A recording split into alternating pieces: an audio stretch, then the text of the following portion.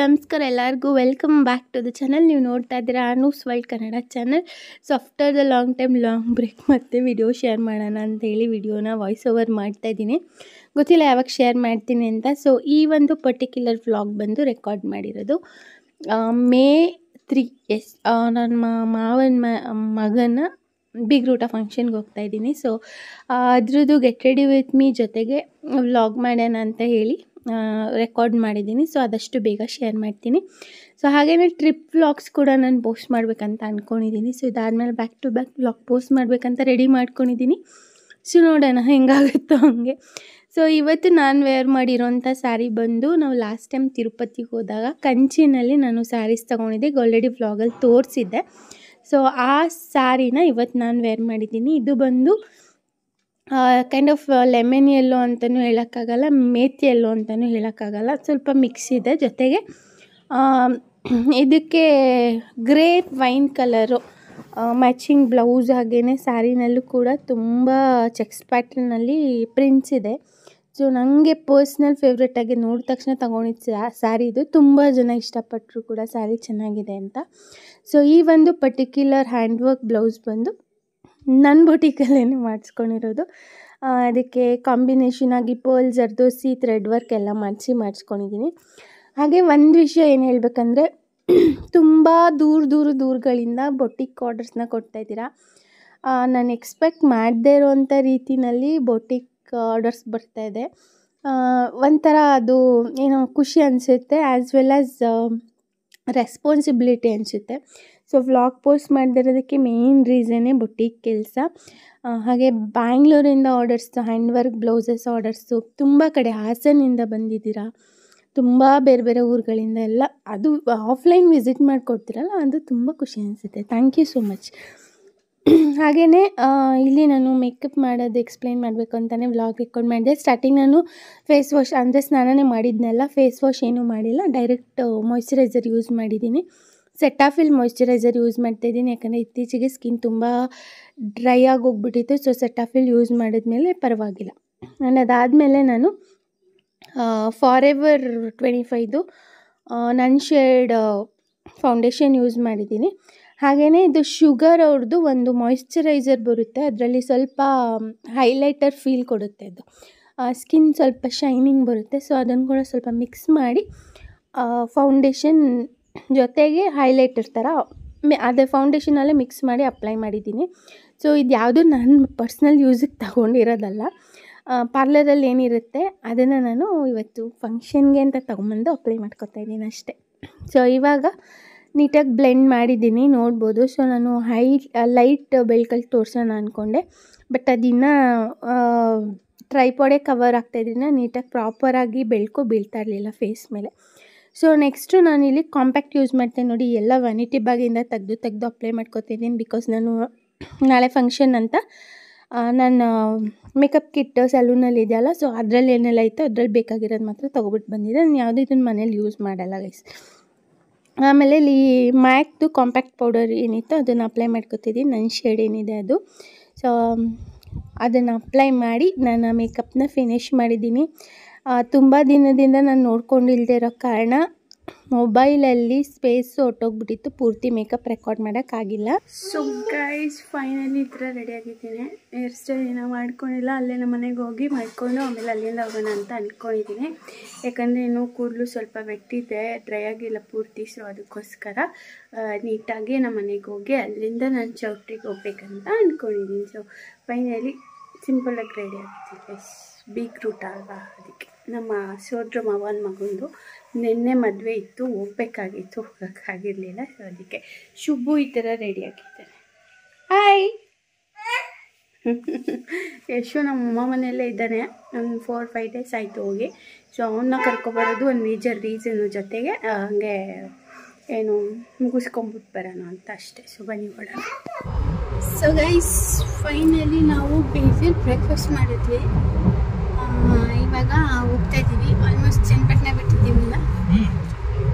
So ನಮ್ಮ ಮನೆಯವ್ರು ಕರ್ಕೊಂಡು ಹೋಗಲ್ಲ ಅಂತ ಹೇಳಿದ್ರು ಗೈಸ್.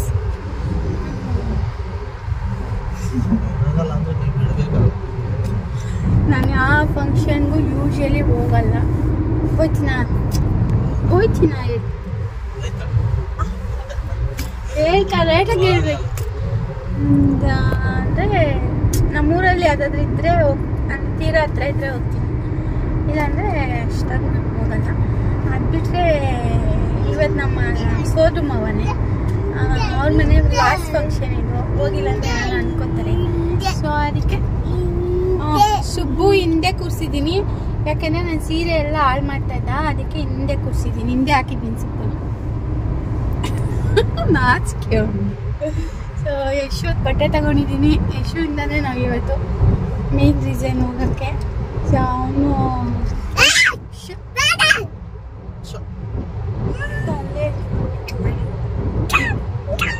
ಫಂಕ್ಷನ್ ಮುಗಿಸ್ಕೊಂಡು ಯಶುವಿನ ಕರ್ಕೊಂಡು ಬಂದ್ಬಿಡ್ತೀವಿ ಸಂಜೆ. ಸೊ ಹಂಗೆ ವ್ಲಾಗ್ ಮಾಡೋಣ ಅಂತ ಮಾಡ್ತಾ ಇದ್ದೀನಿ, ಏನೆಲ್ಲ ಆಗುತ್ತೆ ಅಂದ್ರೆ ವ್ಲಾಗ್ ಶೇರ್ ಮಾಡ್ತೀನಿ. ಬಾಯ್ ಮಾಡಿಬಿಡು, ಬಾಯ್. ಹೇಳಿದೊಂದು ಮಾಡಲ್ಲ, ಎಷ್ಟು ಥರ ಅಲ್ಲ ತರಲೆ ಅಮ್ಮನಂಗೆ ತರಲೆ ಅಂತ. So guys, welcome back. ನೆನ್ನೆ ನಾವು ಫಂಕ್ಷನ್ಗೆ ಹೋಗ್ಬಿಟ್ಟು ಬಂದ್ವಿ, ಬಟ್ ವ್ಲಾಗ್ ಮೇಲೆಲ್ಲ ಮಾಡೋಕ್ಕಾಗಲಿಲ್ಲ. ಬಿಕಾಸ್ ಅಲ್ಲಿಗೆ ಹೋದಾಗ ನಮ್ಮ ಮನೆಯವರು ಸುಬ್ಬುನ ಎತ್ಕೊಳ್ಳಲ್ಲ.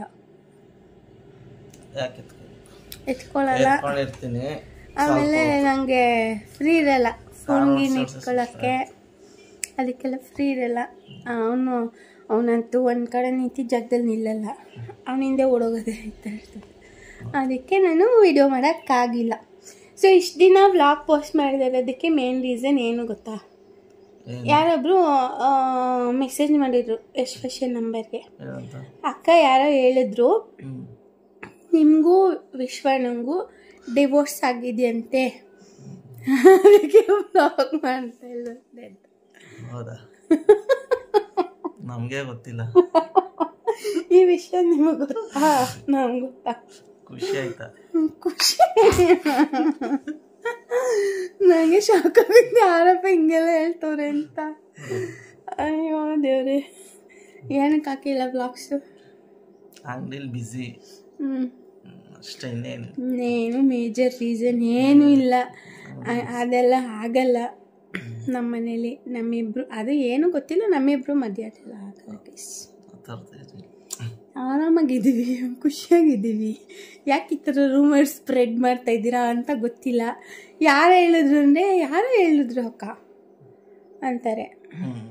ಏನು ಹೇಳಿ ನಾನು? ಆನ್ಲೈನ್ ಬಿಸ್ನೆಸ್ಸಲ್ಲೂ ಸ್ವಲ್ಪ ಕಡಿಮೆ ಮಾಡಿದ್ದೀನಿ. ಹೌದು, ವ್ಲಾಗ್ಸು ಪೋಸ್ಟ್ ಮಾಡೋದು ಕಡಿಮೆ ಮಾಡಿಬಿಟ್ಟಿದ್ದೀನಿ. ವೈ? ಬಿಕಾಸ್ ನಮ್ಮದು ವೆಡ್ಡಿಂಗ್ ಸೀಸನ್ ಇರೋದ್ರಿಂದ ಮದುವೆ ಆರ್ಡರ್ಸ್ ಜಾಸ್ತಿ ಇದೆ ಬೊಟಿಕಲ್ಲಿ. ಸೊ ಅಲ್ಲಿ ಬರೀ ಈ ವರ್ಕರ್ಸ್ನ ನಂಬ್ಕೊಂಡ್ರೆ ನಮ್ಮದು ಕೆಲಸಗಳು ಪ್ರಾಪರಾಗಿ ಆಗಲ್ಲ, ಡಿಸೈನ್ಸ್ ಪ್ರಾಪರಾಗಿ ಬರಲ್ಲ. ಸೊ ಅದಕ್ಕೆ ಬೆಳಗ್ಗೆ ಹೋದರೆ ರಾತ್ರಿ 9 ಗಂಟೆವರೆಗೂ ಅಲ್ಲೇ ಆಗಿಬಿಡುತ್ತೆ. ಸೊ ಬೊಟಿಕಿಗೆ ವಿಸಿಟ್ ಮಾಡಿದ್ರೆ ನಿಮ್ಗೆ ಗೊತ್ತಿರುತ್ತೆ ನನ್ನ ಕಷ್ಟ ಏನು ಅಲ್ಲಿ ಅಂತ, ಅಲ್ವ ರೀ? ಸೊ ಅದಕ್ಕೋಸ್ಕರ ವ್ಲಾಗ್ ಪೋಸ್ಟ್ ಮಾಡ್ತಲ್ಲ. ಇನ್ಮೇಲೆ ಈ ಮೆಸೇಜ್ ಬಂದಮೇಲೆ ನಾನು ಪೋಸ್ಟ್ ಮಾಡಬೇಕು ಅಂತ ಅನಿಸ್ತು ನನಗೆ. ಮಾಡೋಣ ಅಂತ ಅಂದ್ಕೊಂಡಿದ್ದೀನಿ. ನೋಡೋಣ ಏನಾಗುತ್ತೆ ಅಂತ. ನಾನು ಅಂದ್ಕೊಂಡು 1-2-3 ದಿನ ಹಾಕ್ತೀನಿ, ಆಮೇಲೆ ನನ್ನ ಶೆಡ್ಯೂಲ್ ಯಥ ಪ್ರಕಾರ ಆಗಿಬಿಡುತ್ತೆ. ಇವಾಗ ನೋಡೋಣ ಅಂದ್ಕೊಂಡಿದ್ದೀನಿ. ಟ್ರಿಪ್ ವ್ಲಾಗ್ಸ್ ಅದೆಲ್ಲ ಇದೆಲ್ಲ ಪೋಸ್ಟ್ ಮಾಡ್ಬೇಕು ಅಂದ್ಕೊಂಡಿದ್ದೀನಿ ಅಷ್ಟೇ. ಸುಮಾರು ವಿಡಿಯೋಸ್ ಇದೆ, ಆಗ್ತಾ ಇಲ್ಲ. ವ್ಲಾಗ್ ಏನೋ ಮಾಡ್ಬಿಡ್ತೀನಿ, ಎಡಿಟ್ ಮಾಡಿ ಹಾಕೋದೇ ಪ್ರಾಬ್ಲಮ್ ಆಗ್ಬಿಟ್ಟಿದೆ. ಅಲ್ಲಿ ಹೋದ್ರೆ ಮೊಬೈಲ್ ಅಂದರೆ ಮೊಬೈಲ್ ನೋಡೋಕ್ಕಾಗಲ್ಲ, ಅಷ್ಟು ಹೆಕ್ಟಿಕ್ ಆಗೋಗ್ಬಿಟ್ಟಿದ್ದು ರೂಟೀನ್. ಯಾರು ಫೋನ್ ಮಾಡಿದ್ರು ಪಿಕ್ ಮಾಡೋಕ್ಕಾಗದೇ ಇರೋ ಅಷ್ಟು ಆಗ್ಬಿಟ್ಟಿದೆ. ನಂಗೆ ಏನು ಗೊತ್ತಾ, ಇವಾಗ ಏನಾದರೂ ಕೆಲಸ ಮಾಡ್ತಾ ಇರ್ತೀನಿ, ಫೋನ್ ರಿಂಗ್ ಆಗಿಬಿಟ್ರೆ ನಾನು ಡಿಸ್ಟರ್ಬ್ ಆಗಿಬಿಡ್ತೀನಿ ಅಂತ ಆ ಫೋನ್ನ ನಾನು ಏನು ಮಾಡ್ಬಿಡ್ತೀನಿ ಅಂದರೆ ಏನು ಮಾಡ್ತೀವಿ, ಸೈಲೆಂಟಲ್ಲಿ ಹಾಕ್ಬಿಟ್ಟು ಮಾಡಾಕ್ಬಿಡ್ತೀವಿ ಅಂತ. ಸೈಲೆಂಟ್ಗೆ ಹಾಕ್ಬಿಟ್ಟು ಒಂದು ವ್ಯಾನಿಟಿ ಬ್ಯಾಗಲ್ಲಿ ಹಾಕ್ಬಿಟ್ಟು ಇಟ್ಬಿಡ್ತೀನಿ. ಯಾರು ಫೋನ್ ಮಾಡಿದ್ರು ಪಿಕ್ ಮಾಡೋಕ್ಕಾಗ್ತಾಯಿಲ್ಲ. ಕೆಲವರು ಹೇಳೋದೇ ಕಂಪ್ಲೇಂಟ್, ಮೇಜರ್ ಕಂಪ್ಲೇಂಟು ಶಾಪಿಗೆ ಬಂದು ಹೇಳೋದು, ಯಾಕ್ರಿ ಫೋನ್ ರಿಸೀವ್ ಮಾಡಲ್ಲ ಅಂತಾರೆ. ಅದು ರುಟೀನ್ ಹಂಗೆ ಆಗೋಗ್ಬಿಟ್ಟಿದೆ, ಏನೂ ಮಾಡೋಕ್ಕಾಗಲ್ಲ. ಅಷ್ಟೇ ಗಸಿನೇನೂ ಇಲ್ಲ. ನಮ್ಮ ಯಜಮಾನ್ರು ನಾನು ಆರಾಮಾಗಿ ಸಂತೋಷವಾಗಿ ಇಬ್ಬರು ಮಕ್ಕಳು ಜೊತೆ ಅತ್ತೆ ಮಾವನ ಜೊತೆ ಚೆನ್ನಾಗಿದ್ದೀವಿ ಅಷ್ಟೇ, ಅಲ್ವ ರೀ?